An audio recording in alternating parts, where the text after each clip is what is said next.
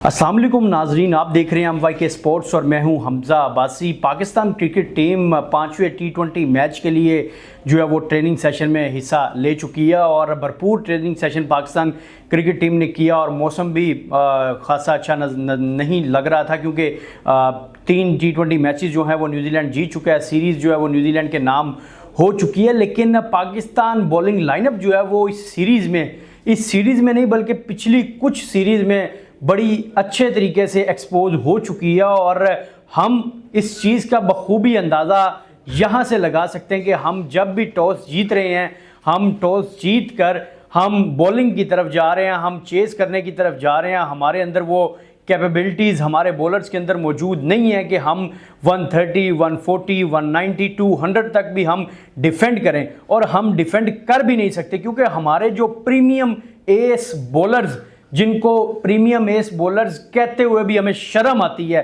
कि यार मतलब आप इतने आप जो है वो थक गए हैं कि यार 4-4 ओवर्स में आप 50-50 रन दे रहे हैं।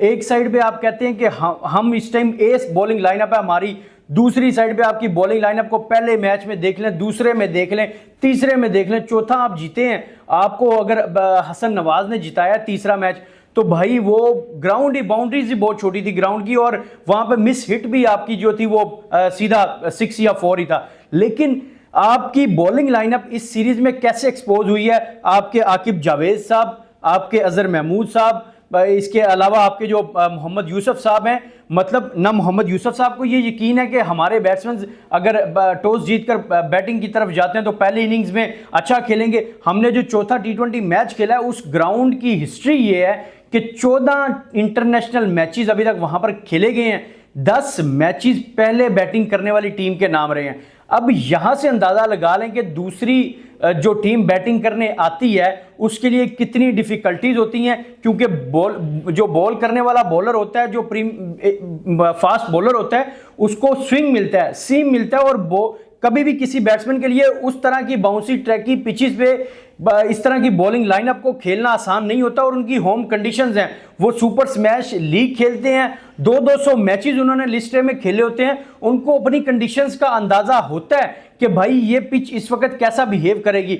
हम यहाँ पर अपनी होम कंडीशंस में हम बांग्लादेश से हार जाते हैं, हम वेस्ट इंडीज से हार जाते हैं, हम छोटी छोटी टीमें जो जिन्होंने हमारे से क्रिकेट देखकर खेलना शुरू किया हम उनसे हार जाते हैं, लेकिन हमें अपनी कंडीशंस का अंदाजा नहीं होता। हम शाहीन शाह अफरीदी को दे रहे हैं, हम हारिस रऊफ को दे रहे हैं। अच्छा 4 मैचेस हुए अभी तक, हर मैच में एक ही बॉलर है जो अच्छा स्पेल करता है। अब चौथे मैच में हारिस रऊफ ने स्पेल अच्छा किया है।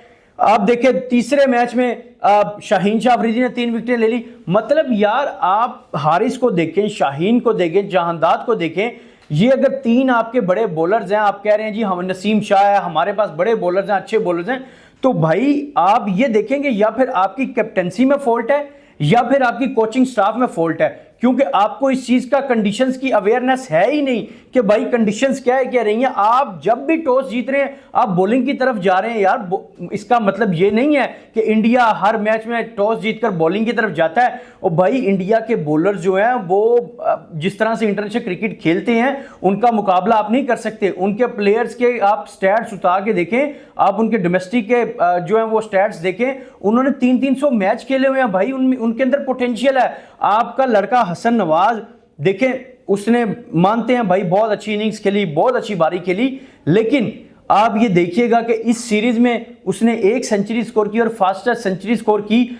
अगली सीरीज में बिला किसी जवाब और वजह के बगैर उसको ड्रॉप कर दिया जाएगा। और क्यों किया जाएगा? जिस तरह उस्मान खान के साथ हुआ है, ओडीआई उसको खिलाया नहीं गया, T20 उसको खिलाया नहीं गया, पूरी चैंपियंस ट्रॉफी में उसको नहीं खिलाया गया और उसको ओडीआई स्क्वाड से बाहर कर दिया गया। भाई किस बिना पर आपने इसको बाहर बिठाया है? आप इस चीज का हमें जवाब दे दें, सिर्फ कि हमने ये इसकी परफॉर्मेंस थी, इसको हमने चांस दिया है, इसने हमें परफॉर्मेंस नहीं दी तो इसको साइड पर कर देते हैं। भाई आप जब तक प्लेयर्स को, डिजर्विंग लड़कों को आप चांसेस नहीं देंगे तो कैसे मुझे बताएं कि आपकी क्रिकेट बेहतरी की तरफ जाएगी।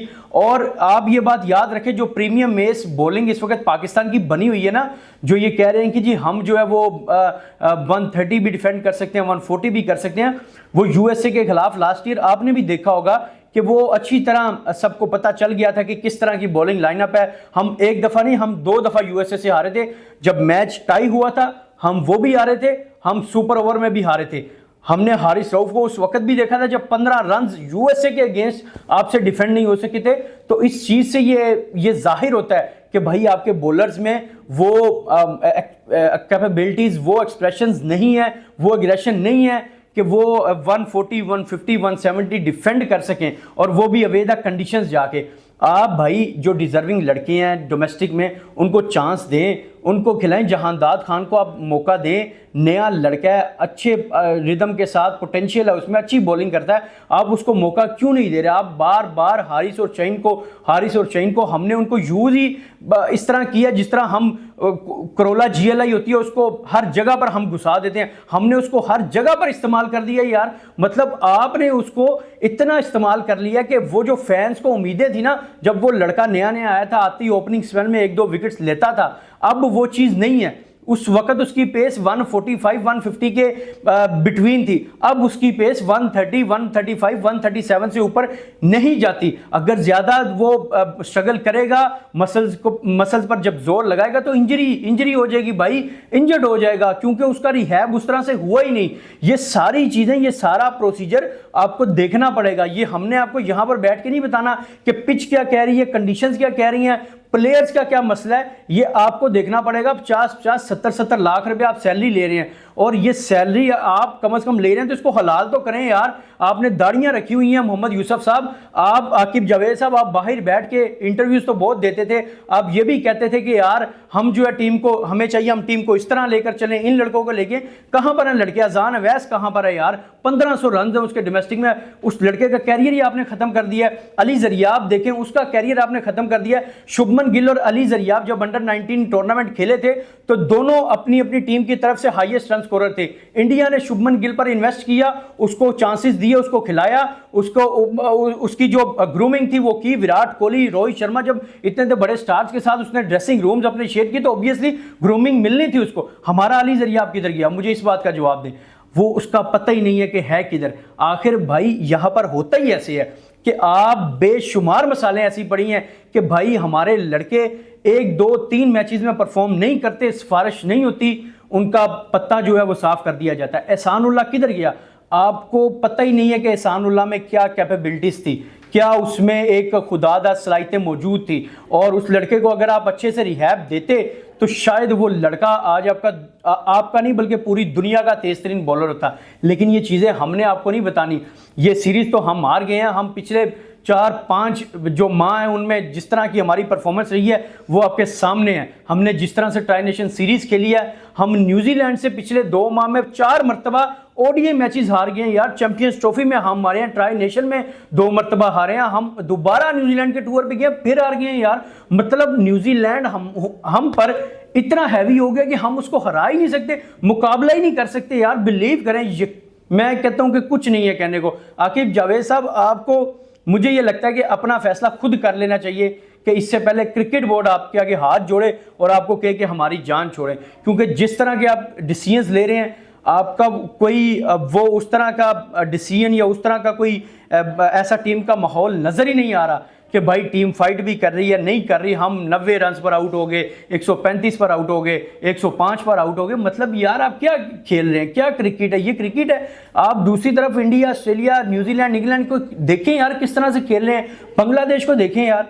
मतलब कि यार आप सेंसलेस हो गए हैं। ये अल्फाज मुझे कहने पड़ रहे हैं। ये पीएसएल नहीं है, ये इंटरनेशनल क्रिकेट है। वो पीएसएल में होता है, एक प्लेयर न्यूजीलैंड का खिलाया, एक अफ्रीका का खिलाया, एक वेस्ट इंडीज का खिलाया, एक जो है वो इंग्लैंड का खिलाया, 4 प्लेयर्स बाहर के खिलाए, बाकी 5 जो है वो पावर हिटर खिलाए, और 20 ओवर्स की क्रिकेट है। और यहाँ पर लीग क्रिकेट है, बस बाउंड्रीज मारनी है। भाई ये वो नहीं है, ये इंटरनेशनल क्रिकेट है। यहाँ पर आपको इसी मुल्क के 11 लड़के सिलेक्ट करने पड़ेंगे, और वो लड़के जो डिजर्विंग हैं, जिनकी परफॉर्मेंसेज हैं, जिनके अंदर टैलेंट है, जिनकी स्किल्स हैं, उनकी स्किल्स को तराशना पड़ेगा।